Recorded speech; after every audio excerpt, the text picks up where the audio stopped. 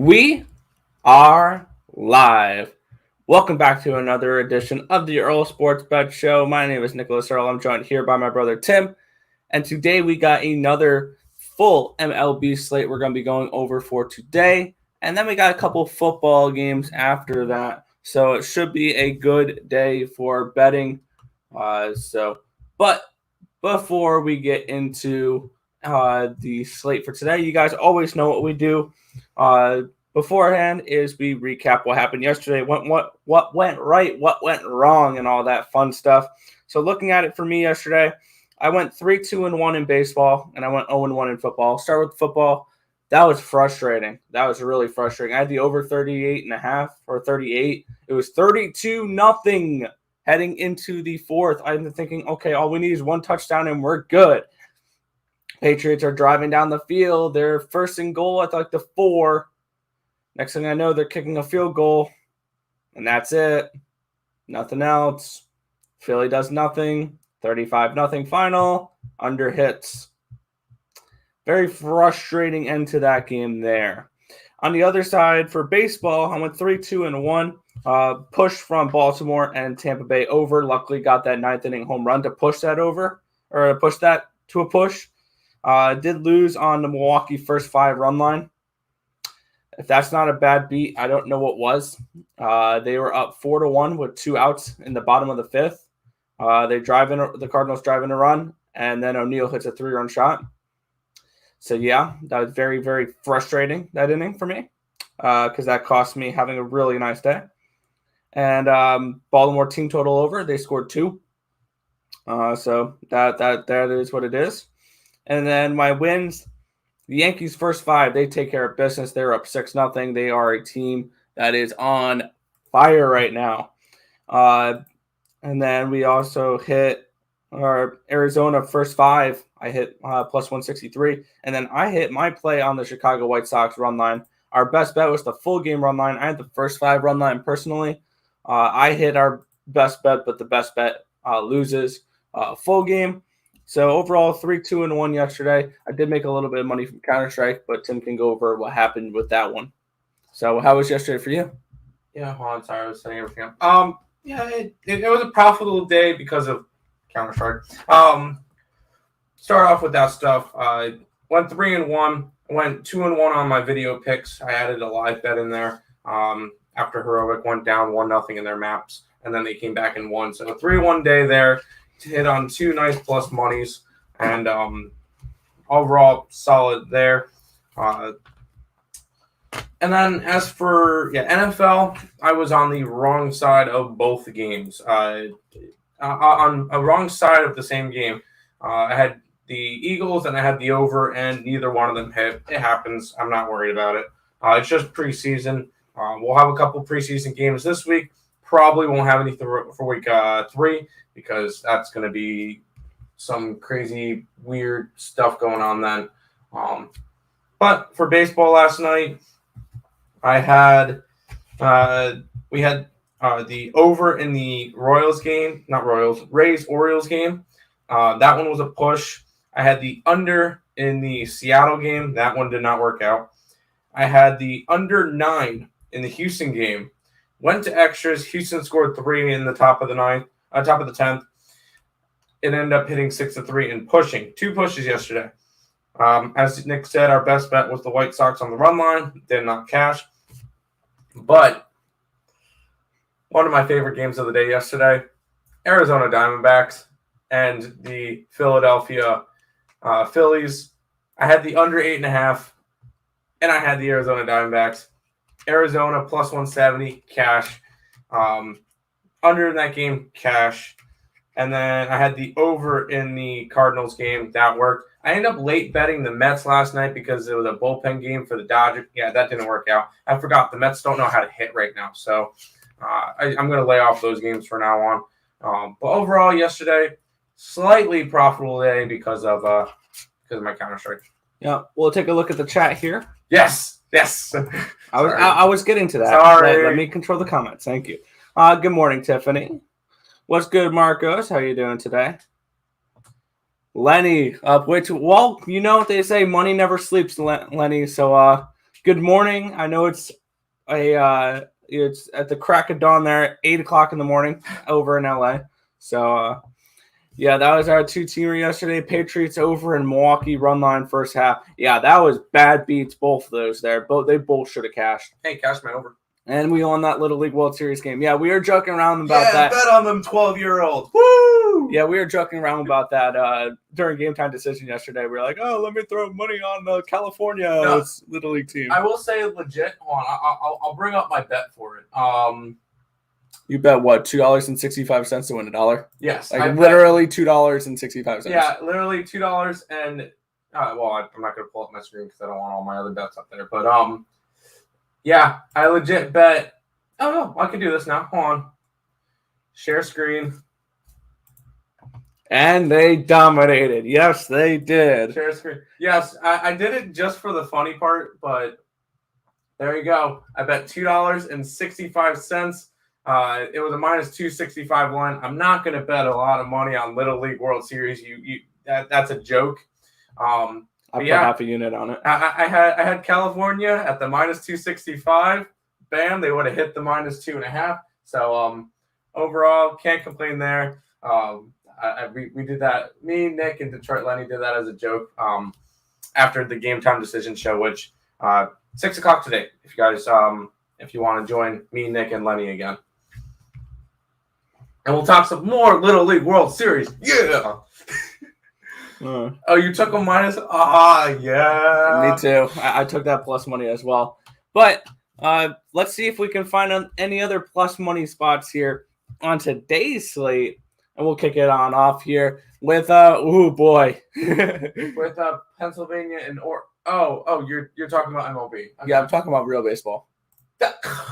Come on, they're trying. Hey, it's all good. It's all good. We're looking at the Kansas City Royals at the Chicago Cubs here, a minus 106 for the Cubs, a minus 104 for the Royals, a total of 8.5 in this game. Brady Keller and Zach Davies, the pitching matchup. Are you looking at anything to kick it on off here in this slate? No. No, this is called the Degenerate Special. This game's at 220. I have 3 games at 220 that I'd rather watch, and those are the 3 Counter-Strike games. So no, I'm not interested in this game at all. If anything, I leaned towards the Kansas City Royals earlier last night, and then I'm glad I didn't because all of a sudden the line pretty much swapped.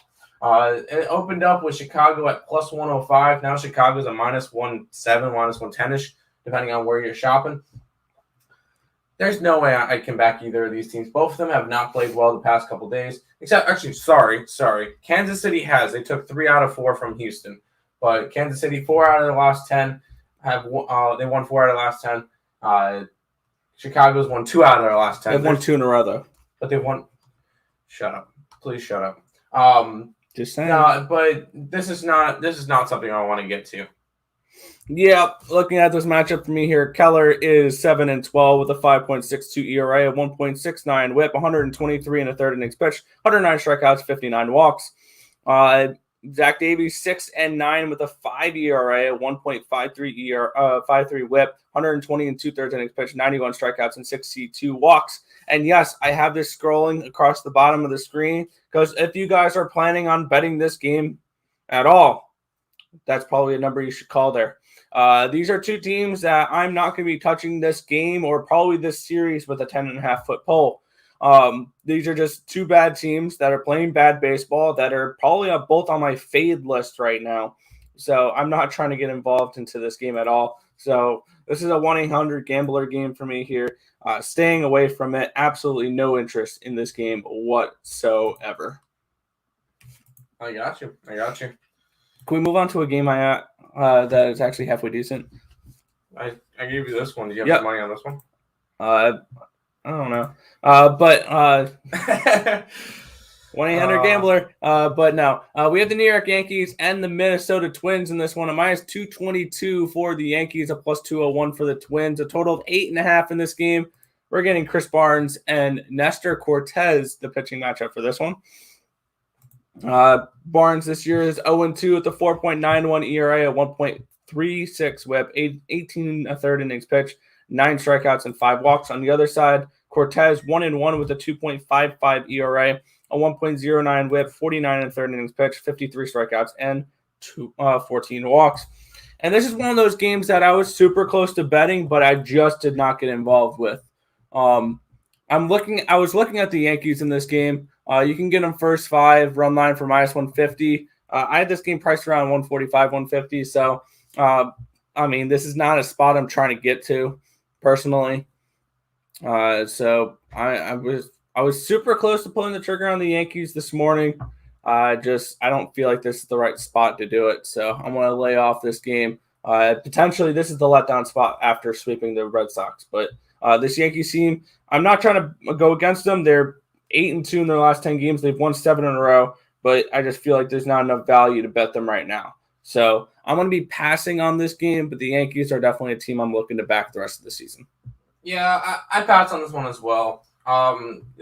There's no way I'm laying a minus 222 on the Yankees and Cortez. Yes, Cortez has been. Can we say he's been solid? Yeah, he's been pretty good. He hasn't been that bad. 1-1 this year with a 2.55. Last couple starts, 1 earned run in 6 innings, 4 earned runs in 5, 2 earned runs in 5, 1 earned run in 5. He hasn't been terrible. And the Yankees have won 4 out of the last 5 games that he's pitched. So he's been solid. Except for on the other side we get Charlie Barnes, who is pitched all of 4 times this year. 1 earned run in 5 innings, 3 earned runs in 4. Has he really pitched that? I have a feeling that this is his rookie year. This guy's a rookie. I was about to say he was born in '95. It has to be a rookie. If anything, it's a lean towards maybe the over in this game, but nothing that I'd be interested in going after. Yeah. Then we'll move on to the next matchup then. Another big favorite here. The Atlanta Braves are at the Baltimore Orioles. Minus 220 for the Braves, a plus 200 for the O's. A total of 10 in this game. Max Fried, Keegan Aiken, the pitching matchup for this one. What are you looking at for this game? I know Lenny has his has it where he doesn't like to go over 10. I'm going over on the 10 today. These two teams have just been heavy trending to the over. You get Atlanta, who's gone over in 7 out of their last 10. Granted, Baltimore's only gone over in 5 out of their last 10, except for 2 of those games that they didn't go over were pushes. So I definitely think there's going to be some runs scored. We get Aikens, who has been being tagged up all year. 10 is the limit. Okay, I got you.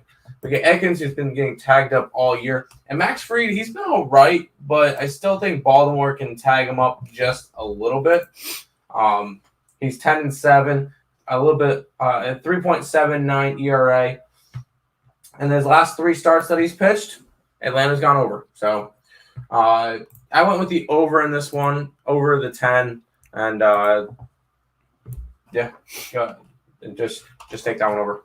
Yeah. Looking at this matchup for me here, Max Fried is 10-7 with a 4.78 ERA, 1.29 WHIP, and 109 2/3 innings pitched, 113 strikeouts and 34 walks. On the other side, Keegan Aiken, 0-7 with a 8.13 ERA, a 1.82 WHIP, in 58 2/3 innings pitched, 54 strikeouts and 24 walks. And I got a really interesting question here of which of these Baltimore pitchers are the worst?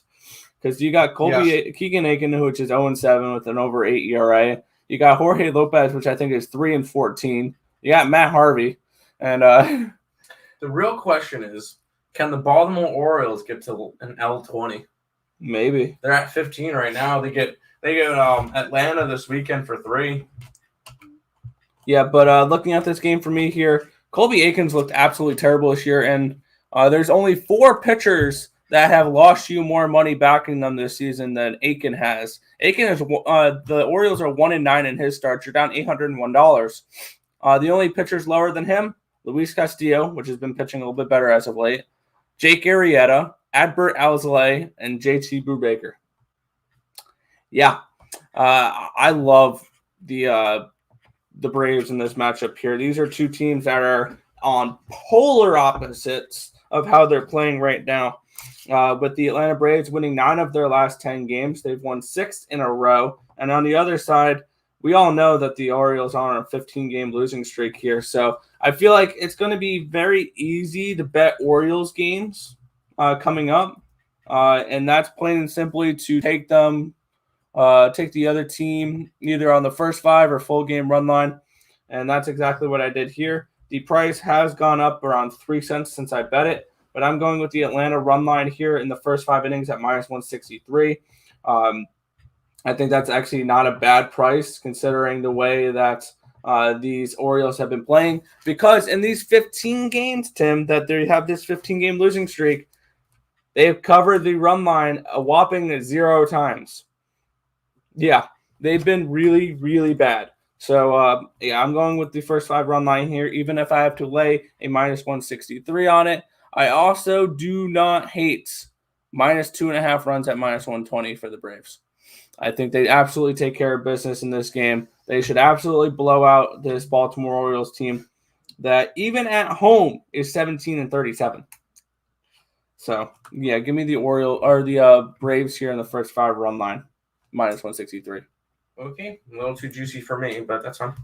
Sometimes you got to lay some chalk here later in the season because these are some really big favorites, and they hit because teams are not trying anymore. Speaking of very big favorites. Yeah, we get the Detroit Lenny Tigers taking on the Toronto Blue Jays. Is a minus 260 here for the Blue Jays. It's a plus around 235 here for the Tigers. A total of 9.5 in this game. Alexander takes on Ray. The pitching matchup. Are you looking at getting involved in this game? I will say there has been a big line movement since last night, or since the line came out. Toronto was a minus 225 at open. They're currently a minus 275 now, so about 50-cent movement, which is a little bit crazy. But I do have a play for this one. I'm going over the total. I got it at 9.5. I just see runs today. Even though it is in Toronto, and you're not going to get as many runs, both these two teams have been still heavily trending to the over. I'm typing it up, and I'll grab a couple numbers out. Tigers over in 7 out of their last 10. One of those not overs were a push, and 8 out of their last 10 for Toronto. So these two teams have both been hitting and have not been pitching well. I like the over 9.5 in this game. Yeah, looking at the pitching matchup here, maybe. The thing is, after the first couple of days of like the hype's kind of gone away, and there's no way I can sleep. There's no way I can bet that right now. What's up, Kevin? Yeah, but looking at the pitching matchup here, Alexander 2-2 with a 4.57 ERA, a 1.31 WHIP, 65 innings pitched, 53 strikeouts and 14 walks. On the other side, Robbie Ray is 9-5 with a 2.88 ERA, a 1.06 WHIP, 137 in the third innings pitched, 167 strikeouts and 36 walks. And I'm on the exact same page here as Tim here with the over in this game. Both these teams, yes, has been turning heavily towards the over as of late. Detroit 7-2-1, and actually they've gone over in 5 of their last 6 games. Tim said Toronto 8 out of their last 10. They've gone over in 4 straight games. These offenses are clicking. I did a free pick video for this last night, giving out the over here.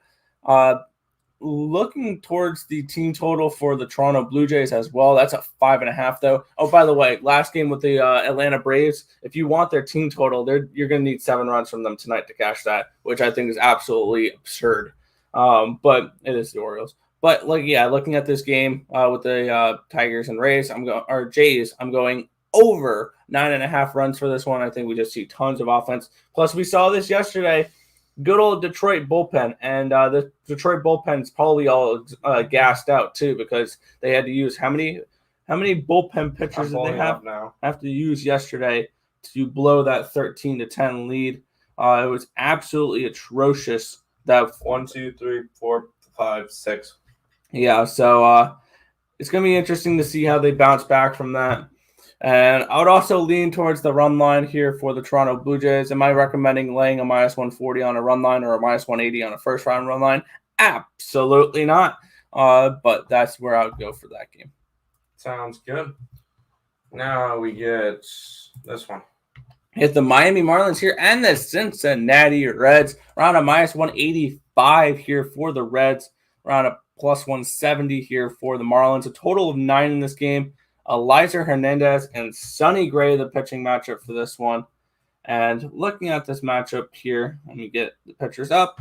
Eliza Hernandez 0-0 this year with a 2.84 ERA, a .79 WHIP, and 12 2/3 innings pitched. 13 strikeouts, only 1 walk. And on the other side, Sonny Gray is 4-6 with a 4.47 ERA, a 1.39 WHIP, and 90 2/3 innings pitched, 113 strikeouts, and 37 walks. And this is another spot where I'm looking to fade a bad team that's not been playing good baseball as of late. Miami losing 6 of their last 10 games, losing 4 in a row heading into this. They just got swept in their last series. I forgot who they played. Miami. They're coming off of a sweep against the Braves. And then they lost game 1 here against the Reds. And I think that happens again here today. Looking at the first 5 innings in this one, you can get the Cincinnati Reds minus the half a run at only -120, which I think is a phenomenal price for this game, the way that the Marlins have been playing. And Cincinnati is still fighting for that wild card spot, even though I think they don't get it. I like another Central team for that wild card spot. But I do like the Reds today, -120 in the first 5 innings at the first 5 run line here against a struggling Miami Marlins team that is 20 games under 500. And just not a team I'm looking to particularly back. By the way, they're 21-41 on the road this year. They're an awful road team as well. And that I'm going with the Reds in this game, first 5 run line. Not to mention, the Reds are only now a game back of San Diego. After San Diego just totally collapsed and got swept by, Colorado. We had sweeps this week, from Arizona and Colorado. Believe that or not, that is kind of weird. And they're not against bad teams. They were against San Diego and Philadelphia. But speaking of this game, I passed on this one. I tend to notice nowadays, August, September, that area, you're going to get a lot of really, really wide lines. Like 1, 2, 3, 4, 5, 6, 7, 8, 9, 10, 11 out of the 15 games today, the favorites are -180 or better. Yeah. Or 70, -170. Welcome to August baseball. Yeah. It makes it very tough for me to want to back a favorite because most of the time their run line is not going to be the number I want. So for this one, it's a pass. Just not really interested in this game. If anything, I lean towards the under. Miami can't hit for nothing, and I think Sonny Gray could have a decent game against them. And the Reds can hit, but it really depends on the day. So I'm passing on this game. Not a game I'm interested in. Yeah, but the Reds are only a game out of the wild card spot, but they do have a team that is only 2.5 games behind them for the wild card spot as well, which is 3.5 out for a wild card spot, which I know I'm going to sound crazy here, but I'm getting 2011 St. Louis Cardinal vibes. Shut up. And they're 55-1 to win the World Series. I'm just throwing that out there. I might throw $5 down on that. But we'll move on to our next game. Yep, that's fine. We have the Los Angeles Angels at the Cleveland Indians in this matchup here. -1. Nope, those are the first 5 lines. I was going to say -120 for the Indians, but they are a -113, around a +103 run back here for these LA Angels. A total of 9.5 in this game. Jose Barria takes on Henges. Sam Henges? Yes. In this matchup here with a total of 9.5 in this game. And looking at these pitchers, Barria this season's 2-1 with a 4.71 ERA, a 1.36 WHIP, 28 2/3 innings pitched, 14 strikeouts, and 11 walks. On the other side here, Henges is 1-4 with a 7.95 ERA, a 2.03 WHIP. And it's not like that's a small sample size at all. That's 48 and 2/3 innings pitched, 49 strikeouts and 27 walks. Yeah, and looking at this game, I'm leaning towards that LA side. You're getting plus money for them here, or you can get them on the first 5 line for even money. I'd be leaning towards the LA Angels side in this one. Just a strict fade of Hengies if I had to go and target this game. But am I betting this game? No. These are two teams that are very mediocre right now. The Angels are coming in on a 3-game winning streak, so it's a strong lean towards the Angels in this one, just not betting this game personally for me. It's just one of those games. I had a few of those, the Yankees, and then another one coming up in a couple games where I was super close to pulling triggers on bets that I just laid off for today. So I want to see how my plays that I'm going to circle a few plays that I'm not betting. I'm going to start seeing how they do on games I lay off of. But the Angels are one of those today where I'm looking towards their money line for the first 5 innings. I just didn't get involved in it. No, I understand that. Hello, Loki Reyes. And Kev likes the Angels money line. I'm on the same boat as Nick. I wanted to bet this one. I think I missed my line. I think the Angels like a plus 110 last night. Now they're a plus 103. I kind of missed the line. I'm not really too interested in it. Yeah, as Nick said, we're getting 2 mediocre teams. Berea hasn't been all that fantastic, and Hedgens has been awful. Maybe a look towards the over 9.5. The only thing is these teams haven't really. Yeah, I mean Cleveland's trending over, but LA is 5-5 of the last 10. Nothing that I would be interested in really going after. Pass for me in this one. Just not a good game. Yeah, I was close, but no, not quite. All right, moving on. We have the Texas Rangers. I was looking on my ESPN app. Texas Rangers are at the Boston Red Sox in this game. The Red Sox, a slight minus 285 favorite in this game. It is a plus 255 run back on these Texas Rangers with a total of 9.5 in this game. Dane Dunning takes on Chris Sale for this matchup here. What? Slight. Yes, slight favorite at minus 285. These Boston Red Sox. Looking at the pitching matchup here, Dane Dunning is 5-7 with a 4.06 ERA at 1.38 WHIP, 99 and 2/3 innings pitched, 97 strikeouts, 35 walks. On the other side, Chris Sale 1-0 with a 3.60 ERA at 1.20 WHIP. He pitched 5 innings in his first start, struck out 8 batters, did not walk a single one. And for this game, this is another game where I was close to pulling a trigger, but the line, I just didn't. I didn't get involved in this one. I'm tempted on it. The Boston Red Sox first 5 run line at minus 175. The only thing is the Boston Red Sox have been struggling a little bit lately. They've lost their last 3 games in 6 of their last 10. But so have the Rangers. They've lost 3 straight and 7 of their last 10. So both these teams are really struggling right now. The Red Sox coming off of a sweep against the Yankees, and the Rangers are coming off of a sweep against the Mariners. Personally, I'm not getting involved in this game. It would be a lean towards the Red Sox here, but I'm not trying to lay some juice on a team that just got swept. Man, I'm surprised you didn't go that there's value on Boston today at minus 285. There's not. Figured they would be a minus 350 favorite. No, I had them pressure on 215. That's why I was looking more at the run line. First side run line. Okay, stop.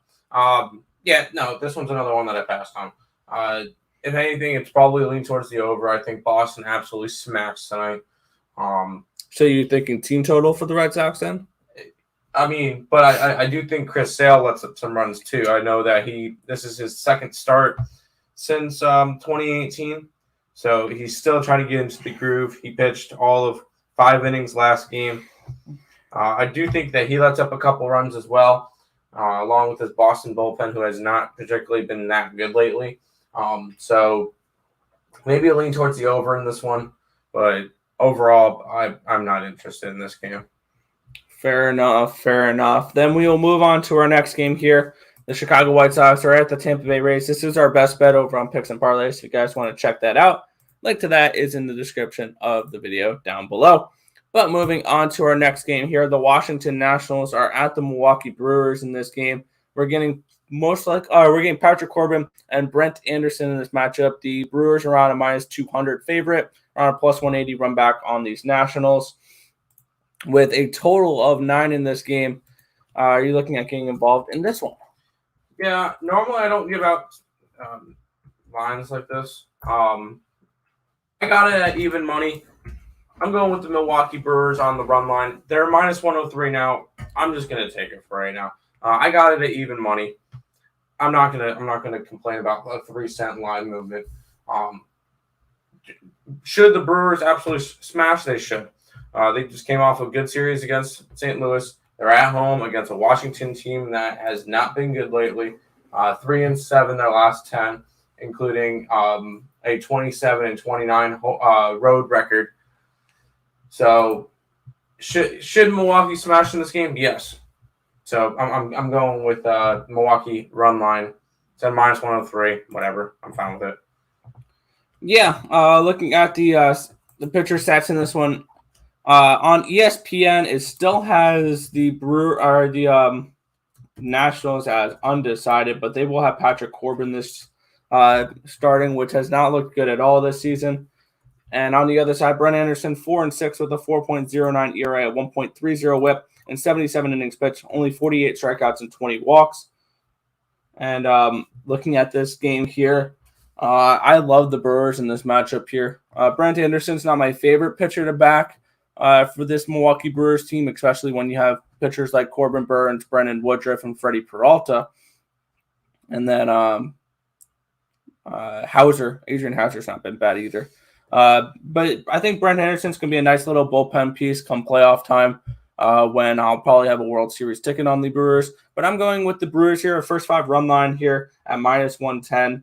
I feel like this is just a nice spot here at a very, very reasonable price here, considering that for some reason their first 5 money line is actually within reason as well at -155 for a team that should absolutely smack this Nationals team in a very very interesting team in the Nationals that have really struggled as of late. They've won 2 straight games, but they've lost 7 of their last 10 coming into this one. It's also leaning towards that team total over for the Milwaukee Brewers as well. Both these teams have been trending towards the over as of late. Nationals, 7 of their last 10, over in 4 straight. And the Brewers coming into this game going over in 2 straight and 5-4 and 1 over-under record in the last 10 games. But the Brewers are the team playing better baseball, winning 8 of their last 10 games. They're playing for playoff spots, potentially a number 1 seed. I can potentially see this Milwaukee Brewers team playing for the playoffs. They're going to be a dangerous, dangerous team and a very hard out. They're 4.5 games back of the Giants for the number 1 seed. But keep this in mind, Giants and 2 games back of the Dodgers. But the Giants and the Dodgers are going to have games against the Dodgers and the Giants and the Padres. And meanwhile, Milwaukee's going to be getting teams like the Cubs, the Pirates, and the Reds. I know the Reds are competitive, but they're going to get a much easier schedule. Granted, we're probably going to see some Dodgers and Giants versus Diamondbacks and Rockies as well. But I feel like the schedule is a lot more tougher coming from the West than it is in the Central. So I think the Brewers have potential to at least scoop up the number 2 seed. They're getting the number 2 seed. They're not the number 2 seed yet, with the way the NL East is. But yeah, this Brewers team is a very good team, and I think it's very affordable here. -110 in the first 5 innings on the run line. I think that's a steal of a price. I'm just hoping that is not a trap. We're going to move on. Yeah. We have the Seattle Mariners at the Houston Astros in this one here. The Houston Astros now a -180 favorite in this game, around +165 run back on the Seattle Mariners. A total of 8.5 for this one. Lance McCullers Jr. takes on the Cooch, Yusei Kikuchi, in this one with a total of 8.5. Where are you looking at getting involved in this one? I mean, if you don't back the Cooch, are you really a baseball fan? No, in seriousness, I do have Seattle in this game, +165. They've been playing a lot better lately. They've won 8 out of their last 10, and they're going up against a Houston team that is struggling. They get a nice 3-game series this weekend against them, and this series could be very, very big for the playoff picture in the American League West. Seattle's only 5.5 games back.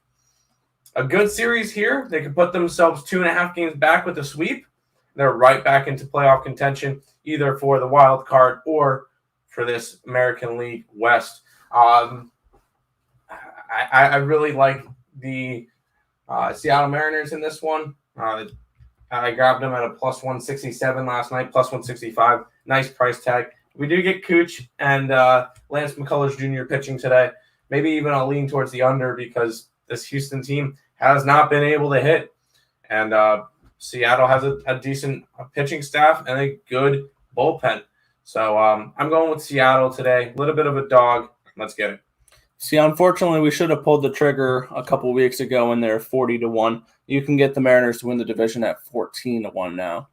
So obviously that is tightened up a little bit with the way the Astros have been playing. Looking at the pitching matchup here, Yusei Kikuchi is 7-6 with a 3.82 ERA, a 1.21 WHIP, 129 2/3 innings pitch, 140 strikeouts, and 47 walks. On the other side, Lance McCullers Jr. is 9-4 with a 3.22 ERA, a 1.26 WHIP, 114 2/3 innings pitch, 36 strikeouts, and 55 walks. Now, looking at the way the Houston Astros have been playing lately, it's not been great. They almost just got 4 games swept. They almost got 4 games swept against the Royals out of all teams. But I feel like this is a nice little spot for the Astros. They're coming back home where they're a much better team at home. They're 37-23 at home. And they're facing a lefty, which they have a winning record against lefties this year. They hit lefties pretty well, especially with Correa and Altuve on the top of that lineup. This is a spot where this is another spot that I was mentioning earlier that I almost pulled the trigger on and I just didn't. Here, I was looking at the first 5 run line for these Houston Astros. You can get it around minus 125, which I think is a very reasonable price here. I know there's a lot of hype coming in on the Mariners. They did just sweep the Rangers, so it's not like they're coming off of a tough opponent here. I'm not trying to down talk these Mariners here, but for me, it's Astros or pass in this game. I feel like the pitching advantage is definitely on the Lance McCullers side over Kikuchi. Yes, I really like Kikuchi as a pitcher. He's not looked as good as of late, and McCullers is someone that with this team around him, I feel like he's a pitcher you can trust a little bit here. For me, I know this may sound like a downer here. It's an Astros or nothing pass side for me here, and I just stayed completely off this game. I just went and bet Seattle to win the division at 14-1. Really? I just took it. Nice. Yo. There you go. Degenerate. Okay. Well, go ahead and move on. Yeah, we have the Pittsburgh Pirates at the St. Louis Cardinals here. The future World Series champions are minus 200 in this one, a plus 185 run back. Pirates are not minus 200. Oh, yeah. Plus 185 run back on the Pirates. Total of 8.5 in this game. Mitch Keller versus Miles Michaelis is the pitching matchup for this one here. Are you looking at getting involved on this game? Yeah, this one's going to be a little bit different than the Brewers game. I do like St. Louis on the run line, except for I'm not going to be giving this one out as an official pick because that's gone to a minus 108. Let me refresh the line. Yeah, minus 108. So I'm not particularly interested. I got it at even money. I'm totally okay with taking run lines at even money. Once you start having to lay money for them, that's where I get off of it. I do really like St. Louis. They've been playing good baseball lately. I'm not on the bandwagon that they're going to be making the playoffs, but because I'm more of a Cincinnati. I think Cincinnati has the better shot. But St. Louis have won 7 out of their last 10, going up against a team that has not been playing well, 1-9 their last 10 for Pittsburgh. It's got to be St. Louis or nothing for me, and I'm passing on this one. Yeah, this was a game that I've been looking forward to breaking down because I joined us on the Mariners Future Night. I don't see this team winning the division. I think they potentially steal a wild card spot, but I don't see them as a division winner. I think the Houston Astros eventually pick it back up. The Astros are a favorite to win the American League for a reason. They are a very talented team. I don't see the Mariners passing them for the division. I'm sorry.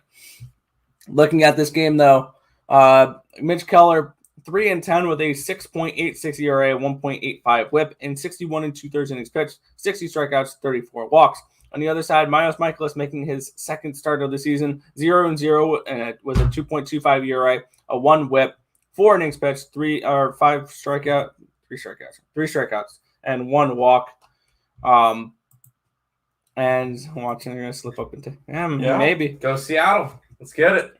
But looking at this matchup here, I've been saying this a little bit with the Cardinals here. I'm getting 2011 vibes. Right now, the Cardinals are 62 and 58. To give you guys an example, and they're 3.5 games out for the wild card spot. This morning, just for giggles here, I looked up the 2011 standings when the when the Cardinals were going to take the wild card spot here from the Braves in 2011.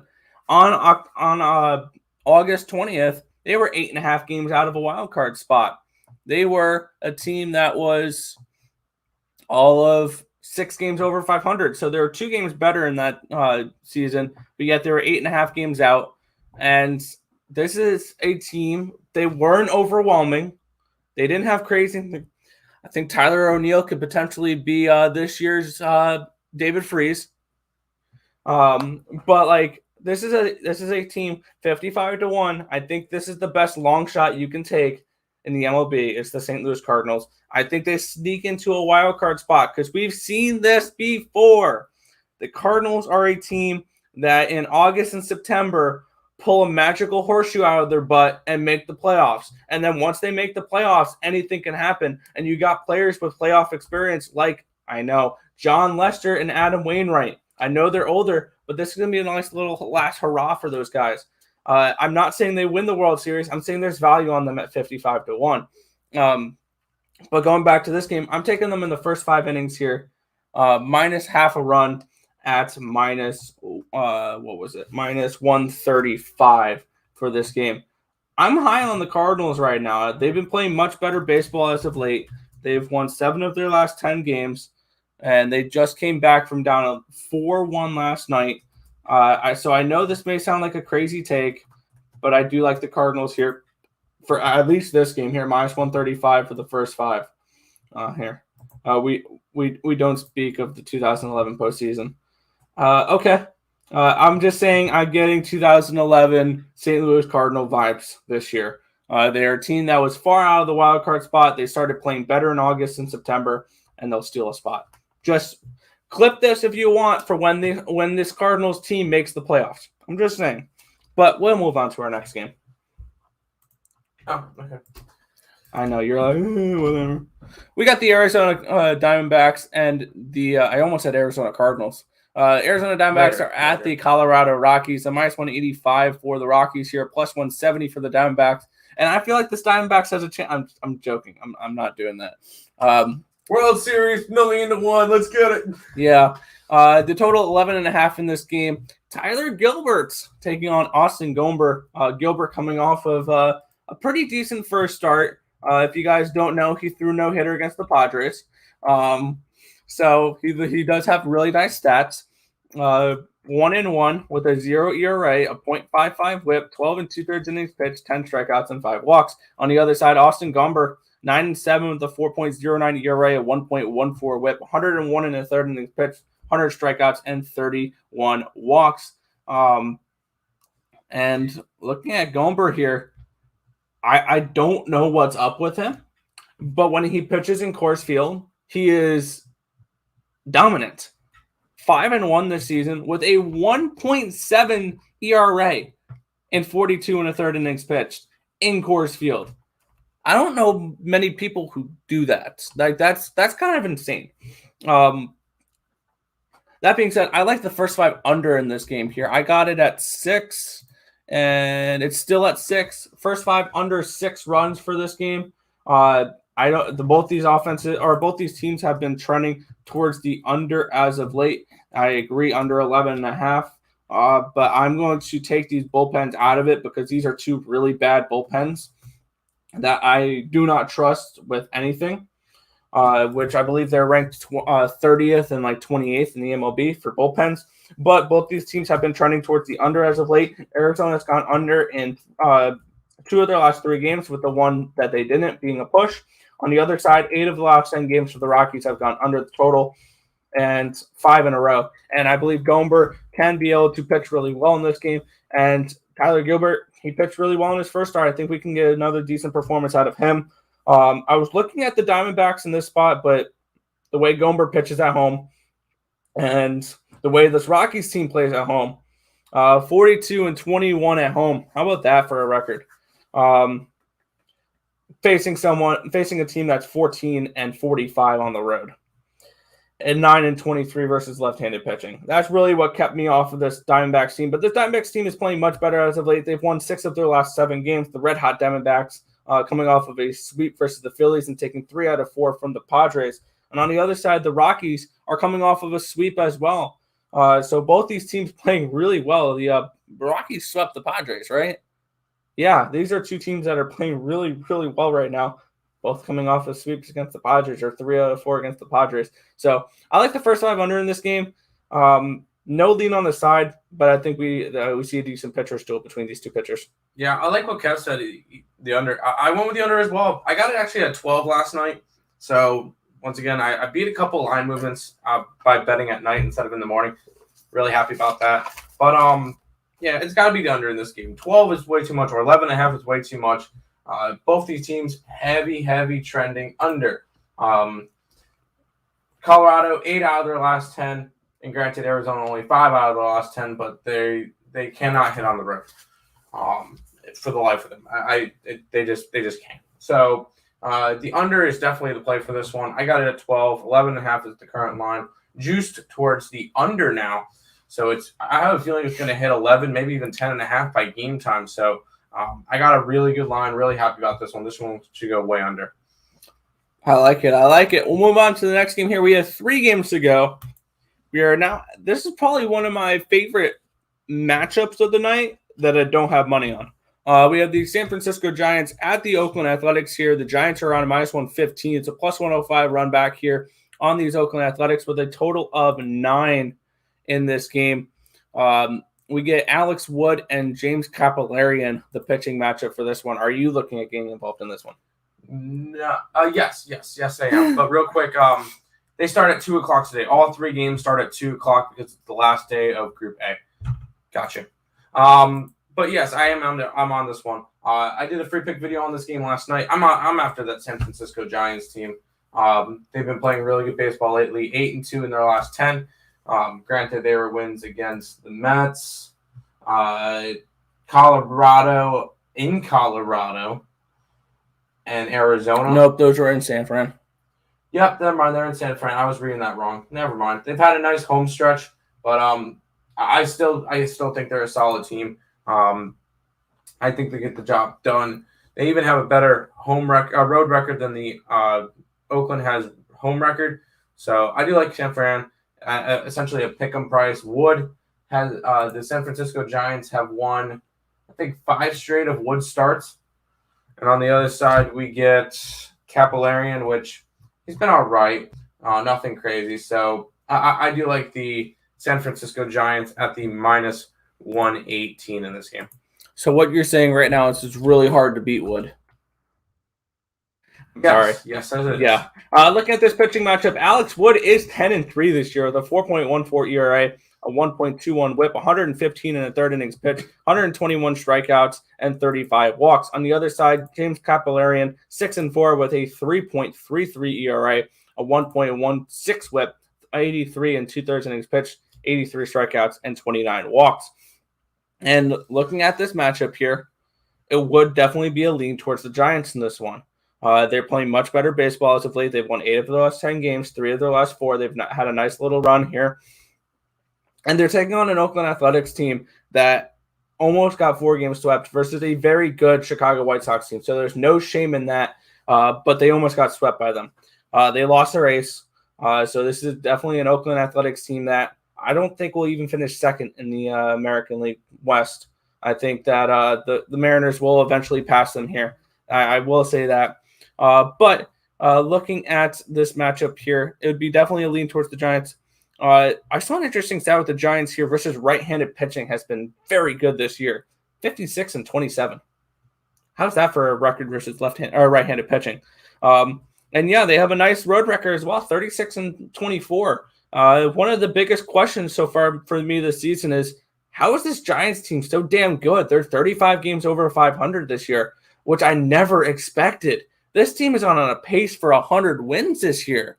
And I was thinking maybe there would be a 80 to 85 win team if it was a good season for them. They've absolutely blown that out of the water. This team is a World Series contender. Do I think they make the World Series? I think the Brewers would beat them out. I think the Dodgers would beat them out with a fully healthy pitching staff.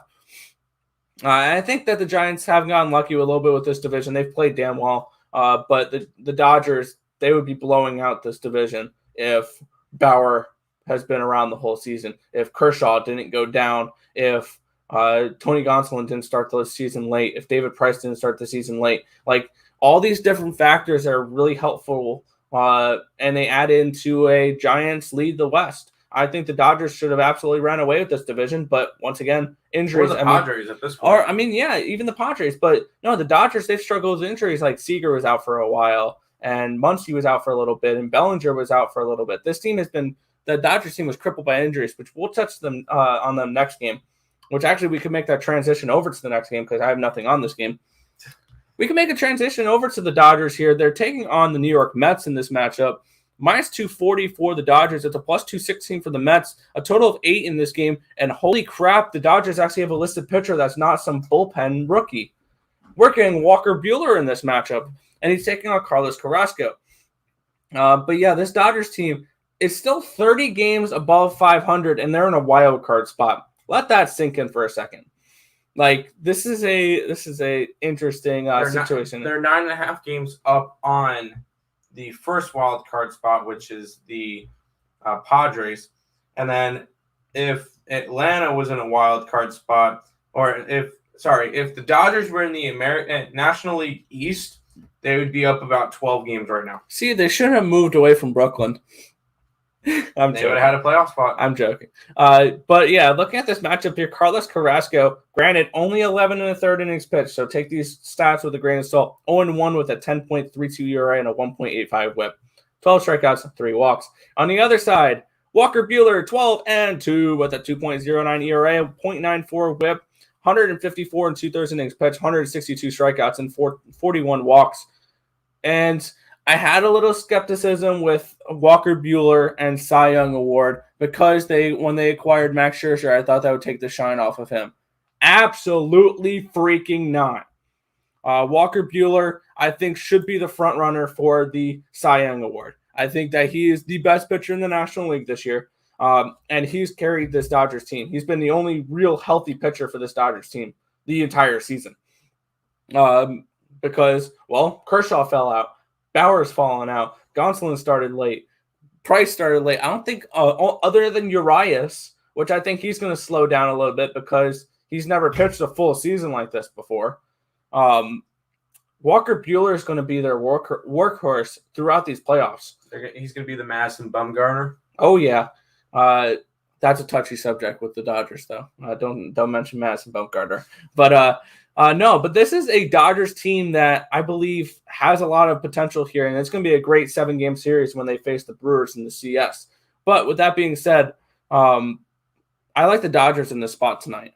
By the way, Julio Urias, I just saw is 80-1 to win the Cy Young. Yeah, Zach Wheeler plus 200, Walker Buehler 225, and Corbin Burns 275 at the top 3. I still like Brandon Woodruff at 700. Yeah.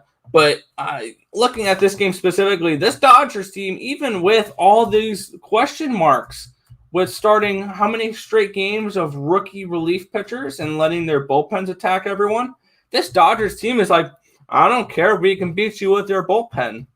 Like this, and all of a sudden the Dodgers bullpen's a top 5 bullpen in the MLB, by the way, in ERA.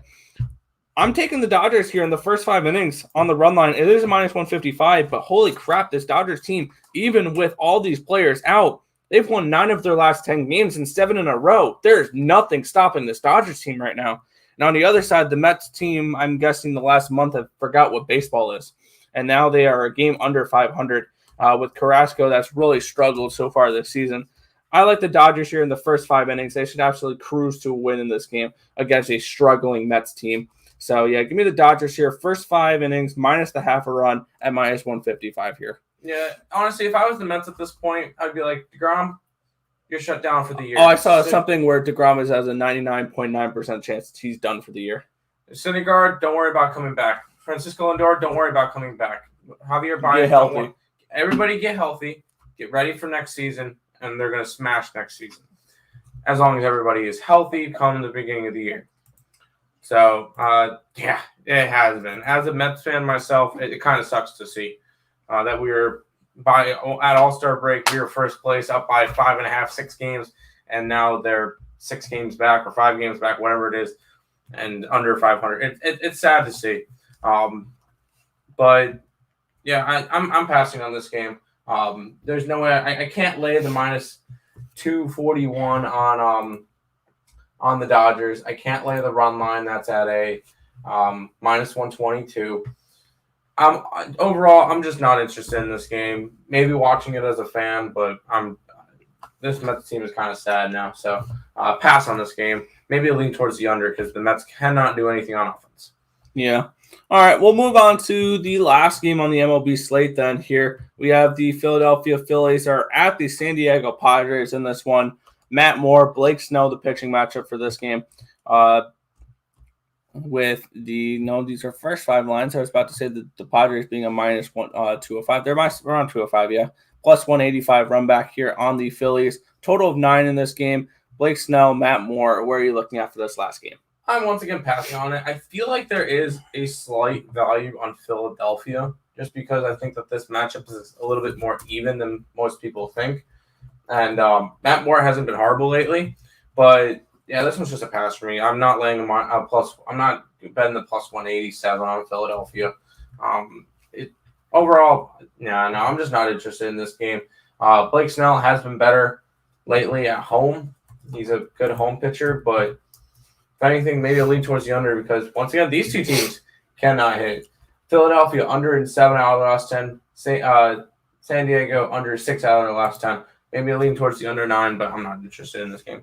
Yeah, and that's exactly where I'm going with this one. I'm on the first 5 under in this game. Matt Moore, 2-3 with a 6.07 ERA, a 1.49 WHIP, 56 in the 3rd innings pitch, 51 strikeouts, and 24 walks.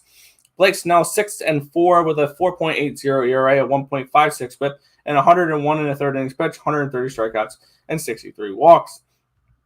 And looking at the splits here for Blake Snell once again, he is a much, much better pitcher at home. Dramatically. At home, he's 4-1 with a 2.40 ERA. On the road, he's 2-3 with a 7 ERA. I think that tells you everything you need to know about Blake Snell. I'm going to say he's the biggest bust of the offseason as well.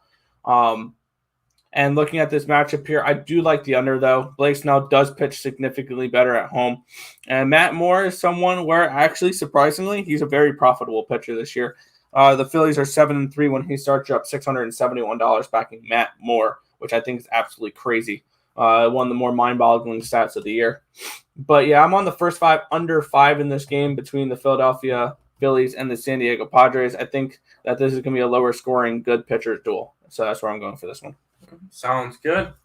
We get to go and make the transition now from baseball to the 2 preseason NFL games that we have. We'll go ahead and start off with this one. Both of them start at 8 o'clock. Nick, what do we think about this one? Yeah, I'm grabbing my book for the NFL preseason here. We have the Kansas City Chiefs are at the Arizona Cardinals for this one. We are getting the Chiefs as a -3 favorite, plus 155 the other way with the Cardinals. Total of 41 in this game. And looking at this matchup, it should be a fun one. For the Chiefs, Andy Reid said we're going to see the starters for the first half, so I'm expecting some points here in this game. We're going to see Mahomes for the first half. Then we're going to see Henny and Bouchelet. For the Cardinals, we're going to see some Kyler Murray. Then Colt McCoy and Strivler. Looking at this matchup here, I like the over 41 in this game. I think we're going to see some points, especially in the first half. And if I had to go with the side in this one, I really like the Chiefs in the first half. They are -3.5 in the first half of this game, but this is definitely a game where if you want to bet the Chiefs 100% just bet them in the first half rather than the full game. Just because you're going to see the actual starters for the Chiefs, and they're going to put up some points in the first half there. So for me, it's over 41 for this game with a lean towards the Kansas City Chiefs in the first half of this game. Yeah, I actually have 2 bets on this one. I just added the one now, but I like the over as well. I know we get to see most of the start. Keep in mind, week 2 of this NFL preseason, you're going to see a lot more starters. So I know week 1, everybody's going to see a bunch of unders and think, oh, these are going under. These are going under. No. I got the over in this one. And then I'm actually leaning – I actually bet the Kansas City not Kansas City, sorry, Arizona Cardinals today. I got them at a plus 135. Unfortunately, I did not get it at a good line. But I still like them. Plus 155, and it kind of works with it. I just think we're going to get a little bit more out of it. And then once we get to that second half, I think Arizona can definitely come back and make an impact in the second half. So I'm going with the Arizona Cardinals and the over in this game. Sounds good. We have one more football game for tonight where we have the Cincinnati Bengals at the Washington football team. As a minus 225 here for the Washington football team. The Bengals are a plus 195. Oh, it's a 5-point spread with a total of 35 in this game. And looking at the matchup here for Washington, I'm expecting once again Fitzpatrick, Henneke, and Allen. And on the other side, I don't think we're going to see anything from Burrow. Burrow is still coming back from an injury. And this Cincinnati Bengals team, even though they beat the Buccaneers in week 1 of the preseason, they look sloppy as all hell. They looked awful. And we're going to see Allen and Shermer as their starting quarterbacks for this one. I feel like this play is pretty simple to me. I got them at 4.5. They're now a 5-point favorite. I like the Washington football team in this matchup. I feel like they take care of business in this game, and they're able to beat a Cincinnati team that's not starting any of their starters, or they're not starting Burrow, which I think is going to have a huge impact in this game. So I'm going with the Washington football team here, -5 now and -115. I got them at 4.5, but I don't mind them at 5 here. Yeah, I'm on the same page. The quarterback room for Washington is a lot better for the preseason. They're actually now at home for the first time this year. Well, they were in New England last week, right? Sounds right. Yes. Yeah. So I do think that gives them a little bit more of an edge. Yeah, we're not going to see Joe Burrow, and I think we see a bad game from the Bengals. Maybe even a lean towards the under in this game. Because Washington's defense is actually quite strong. Even though we're saying a lot of overs in this week, I do like the under in this one as well, but I only bet the Washington football team -5. Fair enough. Yeah, that's where we're going for that game. But that's going to just about wrap it up for this show. Recap. Oh, yeah. Before we jump into the recap, if you guys are new to the channel, make sure you guys like, comment, subscribe, share, do all that good stuff. We appreciate all the support. Obviously, check out all of our links in the description between our Twitch, Twitter, Instagram, Discord, Facebook, Picks and Parleys, Premium Plays, all that stuff linked in the description down below. Also with Picks and Parleys, Craig at 10, me and Nick at 11. Higgs is live right now. I'm actually going to go get his link, and we'll send you guys over to his stream once we're done. Morningwood at 1:30. Game time decision at 6, and then I'll have a Counter-Strike show tonight, anywhere from 7 to 9. I'll post something up on our page for it, so keep that in mind. Hoping for another good day. Tomorrow, start of Group B, so that should be fun. But yeah, that's pretty much the entire Picks and Parleys schedule between us, Picks and Parleys, and winning free picks. And yeah, that's pretty much it. All right, then let's go into a recap, and then we're going to head on out for the show. All right, recapping. I like the over in the Atlanta-Baltimore game today, the over in the Toronto-Detroit The Milwaukee Brewers run line, I like Seattle plus the 164. The under in the Colorado game, San Francisco minus the 118. And then for football today, I like Arizona plus 155. I like the Arizona Kansas City game going over, and the Washington football team minus 5. Yeah, for me, I'm going with over 9.5 in that Detroit-Toronto game. I like the Cincinnati Reds first 5 run line, as well as the Atlanta Braves first 5 run line, and the Brewers and the Cardinals and the Dodgers first 5 run lines as well. And the first 5 under between Arizona and Colorado under 6, and the Philadelphia Phillies and the San Diego Padres first 5 under 5. And in the NFL, I'm going with the over 41 points between Kansas City and Arizona, and I'm on the Washington football team minus the 5 points. Sounds good. But Nick, go ahead and wrap up the stream today. We've been live for an hour and 5 minutes, so wow. Go ahead and wrap it up. Yeah, that's going to just about wrap it up for the show. We want to thank you guys, as always, for watching. Be sure to hit that thumbs up button and subscribe to the channel if you haven't already. Turn on this post notification so you guys are notified each and every time we go live, which is every single morning, 11 a.m. Eastern Standard Time. Tomorrow will be 10 a.m. because we have a full NFL slate to go over, so it'll be a little bit earlier, so keep that in mind. Tomorrow, 10 a.m., NFL and MLB.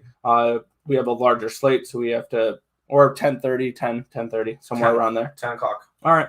Yeah, but that's where we'll be going live tomorrow. But that's going to just about do it for this show. My name is Nicholas Earle. I'm joined here by my brother Tim. This has been another edition of the Earle Sports Bet Show. We want to thank you guys, as always, for watching, and good luck. See you guys.